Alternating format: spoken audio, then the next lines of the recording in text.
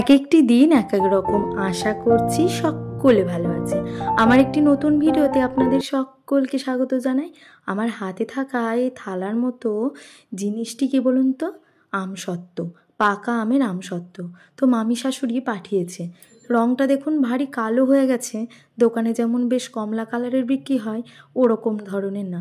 আর আমসত্ত্বটা আমি কিছুতেই এই চাকুটা দিয়ে কাটতে পারলাম না, সেজন্য এই যে একটু একটু করে কেটে টেনে টেনে ছিঁড়ে নিলাম। কয়েক টুকরো হলো, মাকে এক টুকরো দিলাম, আমি এক টুকরো নিয়ে বসে পড়লাম খেতে। এগুলো দেখে আর লোভ সামলাতে পারলাম না জানেন। তারপরে দুপুরে রান্নায় ফিরে এলাম। এদিকে কড়াইতে শুকনো লঙ্কা, তেল গরম করে ফোড়ন দিয়ে তাতে মুগ ডাল আর একটু বড়ি ভালো ভালো করে ভেজে নেব। আজকে করবো ঘটকচু মাখা, জানেন বেশ আট আট করে মেখে মেখে এই খাবারটা খেতে বেশ ভালো লাগে, ঘটকচুর এই রেসিপিটা।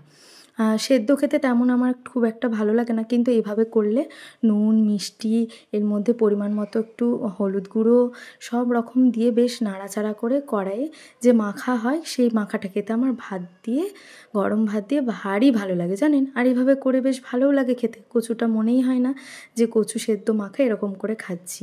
আর এমনি শুধু কচু ভাতে দিয়ে তেল লবণ দিয়ে খেতে পারি না, কিন্তু এটা করলে বেশ ভালো লাগে খেতে, বাড়ির সবাইও ভালোবাসে। তাই দুপুরে রান্না তো হয়েছিল এই যে ঘটকচু মাখা।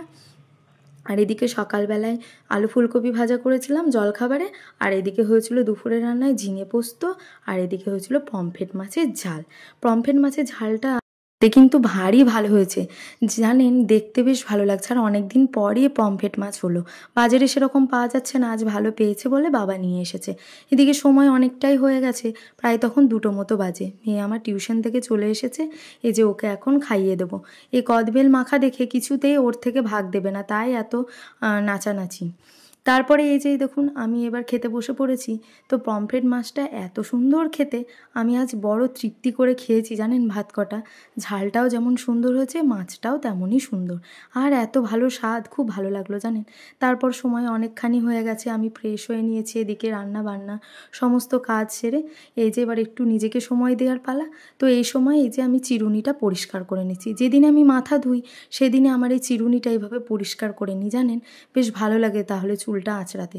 বেশ নোংরাটা আর মাথার মধ্যে স্ক্যাল্পের মধ্যে আর যায় না। আর চিরুনিটা বেশ পরিষ্কার করে নিলে বেশ ভালো হয় শ্যাম্পু করার পর। আর এই যে আমি কদিন ধরেই হলো এই একটা বায়োটেকের ফেস ওয়াশ ব্যবহার করছি।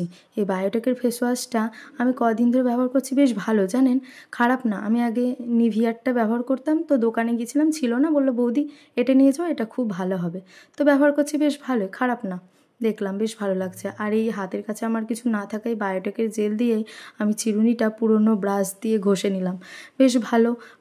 চিরুনিটা আমার পরিষ্কার হয়ে গেল। আর নতুন নিয়েছি জানেন এই ব্রাশ হোল্ডারটি, পেঙ্গুইনের, অনলাইন থেকে নিয়েছি, বেশ ভালো লাগে দেখতে। আর এই যে বায়োটেকের এই হানি জেল ফেস ওয়াশটা বেশ ভালো, খারাপ না, ভালোই ইউজ করে দেখছি। আর এই যে পুরনো এরকম ব্রাশ দিয়ে আমি চিরুনিটা যখনই মাথা ধুই তখনই আমি পরিষ্কার করে নিই, বেশ ভালো লাগে। তারপর সময় অনেকখানি হয়ে গেছে বিকেল, এই যে চলে এলাম ছাদে।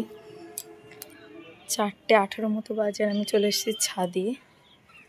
এই দেখো ছাদে এসে দেখো আমাদের ছাদে একটিও গাছ নেই, সব গাছ অন্য ছাদে রাখা হয়েছে। এই দেখো পুরো ছাদ আমাদের এই যে এখন ইয়ে করা হচ্ছে।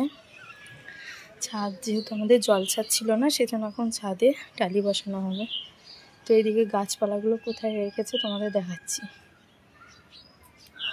কি সুন্দর লাগছে দেখো ছাদটা, কি বড় লাগছে ছাদটা, এখন বেশ ভালো লাগছে। আমার সমস্ত গাছপালাগুলো এই যে একটা ছোট ছাদে রাখা হয়েছে এখানে। আর গোটা ছাদটাতে এখন টালি বসানো হবে, কাজ হচ্ছে। আমাদের এই জল ছাদটা জানেন তো করাই হয়েছিল না যখন বাড়ি করা হয়। এই শ্বশুর বাড়ি হওয়া প্রায় 11-12 বছর হয়ে গেল, তবে থেকেই সে জল ছাদ করা নেই। তো ছাদটা পুরো নষ্ট হয়ে গেছে, ওই জন্য ছাদটা সারানোর জন্য মিস্ত্রি এসে বললো জল ছাদ করতে হবে না, একদম টালি বসিয়ে নেন। তো সেই মতোই কাজ চলছে, চিপিংও করা হয়ে গেছে, গোলা দেওয়া হয়ে গেছে, এবার টালি বসানোর কাজটা শুরু হবে। এদিকে আমি ছাদে গাছগুলোতে জল দিয়ে নেব। তো আমি কোনো রকমে ট্যাপের মুখে পাইপটা লাগিয়ে নিই, দাঁড়ান, আগে লাগিয়ে নিই। এই যে লাগানো আমার হয়ে গেছে, কোনো মতো লাগিয়ে নিলাম, ভালো করে আর পারলাম না, যেভাবে পারলাম। তারপরে এই দেখুন ছাদের গাছগুলো সব এই পুরনো ছাদটাতে রাখা হয়েছে। প্রচুর গাছ আছে, তো সব গাছগুলো অনেক কদিন ধরেই জল পায়নি জানেন। এই মিস্ত্রির কাজ করাতে সেরকমভাবে আর গাছগুলোতে পরিচর্যাও করা হচ্ছে না, জলও দেওয়া হচ্ছে না। তো আজকে বিকালে ভাবলাম যে সময় আছে তো ভালো তো জল দিয়ে নিই, আর মিস্ত্রিও নেই আজকে কাজে, তো সেই মতো আমি এই যে জল দিয়ে নিচ্ছি ছাদে। গাছগুলো অনেক কদিন জল পায়নি, পুরো মরা মরা ধরনের হয়ে গেছে জানেন গাছগুলো। আর এই গাছগুলো টবে তো একটু জল না পেলেই যেন শুকিয়ে যায়। মাটির গাছগুলো এরকম হয় না, কিন্তু টবে লাগালে তো তার পরিচর্যা যত্ন আলাদা রকমই করতে হয় বলেন। তো সেই মতো আমি আজকে ফাঁকা পেলাম, মিস্ত্রিও কাজে আসেনি, ওই জন্য গাছগুলোতে সব জল দিয়ে নিচ্ছি। এদিকে ওপর থেকেও কিছু গাছে জল দিয়ে নিলাম, কারণ ওই দিকটায় এত পরিমাণ জিনিস রাখা আছে যে যেতে পারছি না। তো সেই মতো জল দিয়ে একটু ছাদেও জল দিয়ে নেবো, ছাদটা ভেজানোর কথাও বলেছিল, সকালে একবার দেওয়া হয়েছে, বাবা দিয়েছে, আমি আজকে বিকালটাতে একটু দিয়ে নিই, যেহেতু আমি পাইপে করে ছাদে জল দিচ্ছি গাছে, সেজন্য দিয়ে নিলাম। তারপরে যে জামা কাপড় কটা গুছিয়ে নেবো, তারপর যেখানকার জামা কাপড় সেই মতো সাজিয়ে গুছিয়ে রেখে দেবো। আগে গুছিয়ে নিই, তারপর আনলায় পাট করে যেখানে যা জিনিস সেগুলো সমস্তটা রেখে আগে গোছ করে নিলাম জানো তো, তারপর যে আমার আলনাতে সমস্তটা গুছিয়ে নেব। আবার বিলাসগুলো দেখো,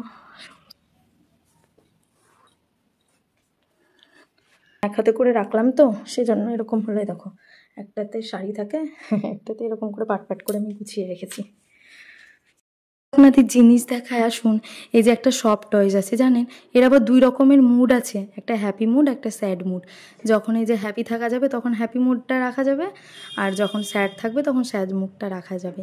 আর এটা আমাকে দিয়েছিল ওরই একটা বন্ধুর বউ জানেন, বেড়াতে গেছিলাম একসাথে দীঘাতে, তো তখন সবাইকে এক একটা করে গিফট দিয়েছিলাম। ও আমাকে দিয়েছিল এই গিফট, আর বলেছিল দাদা যখন যেই মুডে থাকবে তুমি তখন সেই মুডটা দাদার সামনে গিয়ে ধরবে। ভারী মনে আছে জানেন কথাটা, আর আমার এই উপহারটা পেয়ে না খুব ভালো লেগেছে। আর এর 2 রকম মুড থাকার জন্য আরও ভালো লাগে এই সফট টয়েসটা। আমি তো একে আলমারিতে ভরে রেখে দিয়েছি জানেন, কারণ নোংরা হয়ে যাবে বাইরে রাখলে, সেজন্য একে ভালো করে যত্ন করে রেখে দিয়েছি। বন্ধুর বইয়ের দেয়া উপহার, সেটা আমি নষ্ট হতে দিই কী করে, এত ভালো লাগে আমার উপহারটি কী বলবো। দাঁড়ান দেখি, ভালো করে দেখিয়ে দিই আপনাদের। এই দেখুন কি সুন্দর, দেখুন কালারটা তো ভারী সুন্দর। হ্যাপি মুডটা পিঙ্ক কালারের, আর ইয়েলো কালারের হচ্ছে স্যাড মুডটা। এত সুন্দর 2 রকম মুড থাকার জন্য এই সফট টয়েসটা বেশি ভালো লাগে জানেন।